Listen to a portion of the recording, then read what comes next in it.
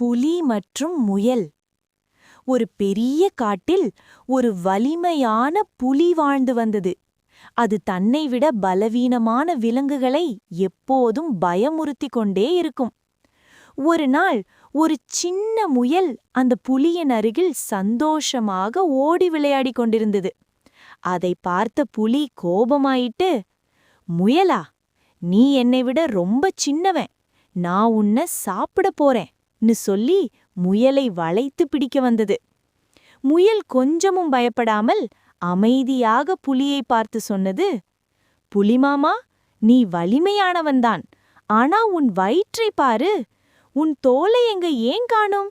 அது எங்க போச்சு?" அதை கேட்ட புலி தன் வயிற்றை பார்த்து ரொம்ப ஷாக் ஆகிடுச்சு. "ஐயோ, என் தோல் எங்க போச்சுன்னு சொல்லி அழ ஆரம்பிச்சது. அந்த நேரத்தை பயன்படுத்தி முயல் வேகமாக ஓடிப்போய் ஒரு மரத்துக்கு பக்கத்திலே கிடந்த ஒரு தோலை எடுத்து வந்தது.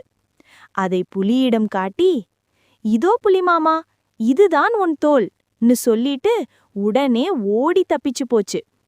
புலி அந்த தோலை பார்த்துக்கிட்டே குழம்பி நின்னுச்சு. அந்த நேரத்தில முயல் பாதுகாப்பாக காட்டுக்குள்ள மறைந்து விட்டது. நீதி, மாரல்: துன்ப நேரத்தில் புத்தி இருந்தால் சிறியவர்களும் பெரியவர்களை வெல்ல முடியும்.